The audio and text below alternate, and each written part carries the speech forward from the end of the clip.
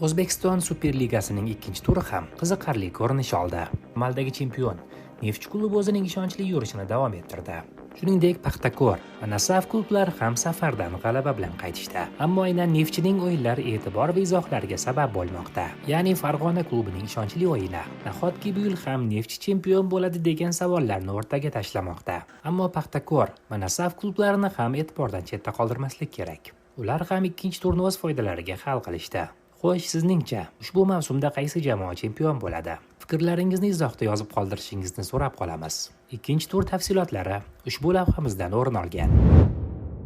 O'zbekiston Superligasining ikkinchi turida Neftchi safarda Surxon klubi mehmoni bo'ldi. Bahs to'liqligicha Islombek Ismoilov jamoasining ustunligi ostida kechdi. Birinchi taym yakuni arafasida hisob farg'onaliklar tomonidan ochildi. Ushbu vaziyatda Stipe Peritsa yuzaga kelgan imkoniyatdan samarali foydalanib, maydon egalari darvozasini ishg'ol qildi.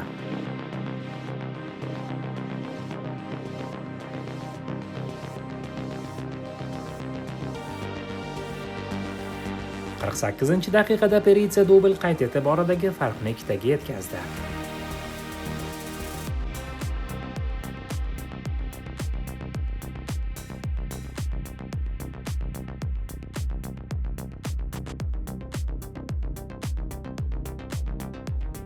Yetmish uchinchi daqiqada esa Yovan Jokic hisobni 3-0 bo'lishini ta'minladi.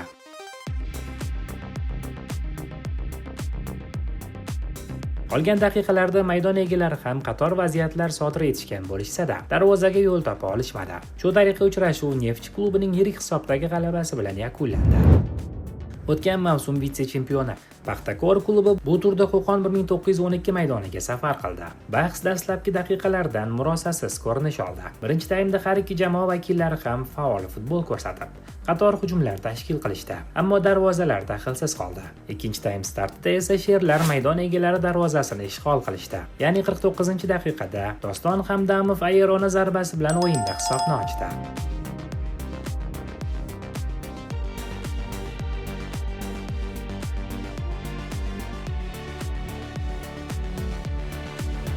Parishek oradagi farqni 2 ga yetkazdi.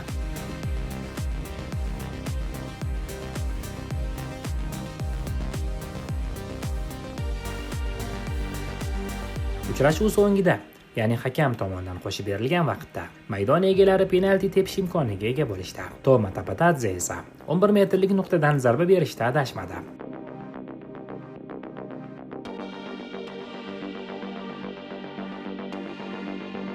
Shu tariqa Paxtakor klubi ham Toshkentga 3 ochko bilan qaytdi.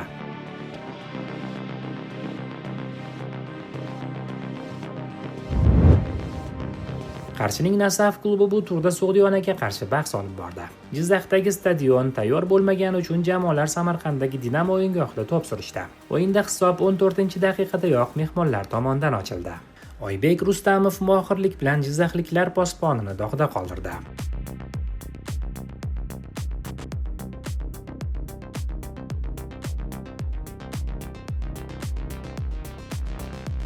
Oradan 8 daqiqa o'tib hisob 2-0 ko'rinishiga keldi.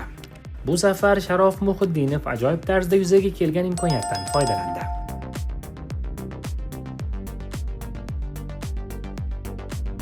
Shundan so'ng o'yin qarshiliklar nazoratida kechdi. 73-daqiqada So'g'diyona vakillari hisobni qisqartirishlari va o'yinda burilish yasashlari mumkin edi. Ammo hakam tomonidan belgilangan penaltini Lyubcha Doriyev aniq amalga oshira olmadi. Shunday qilib o'yin 2-0 hisobida Nasaf foydasiga hal bo'ldi.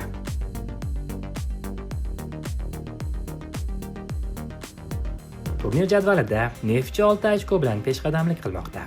Lokomotiv, Paxtakor, Nasaf, Buxoro klublari keyingi o'rinlarni band etishgan. To'liq jadval esa quyidagicha ko'rinish olgan. Sizningcha ushbu mavsumda kim chempion bo'ladi? Fikrlaringizni video izohida yozib qoldiring. Azizlar, kanalimiz yangi. O'zbekiston futboliga oid eng so'nggi voqealar va yangiliklarni biz orqali kuzatib boring. Kanalga a'zo bo'lish va videoga o'z munosabatingizni bildirgan holda bizni qo'llab-quvvatlagan bo'lasiz. Obuna bo'lishni unutmang.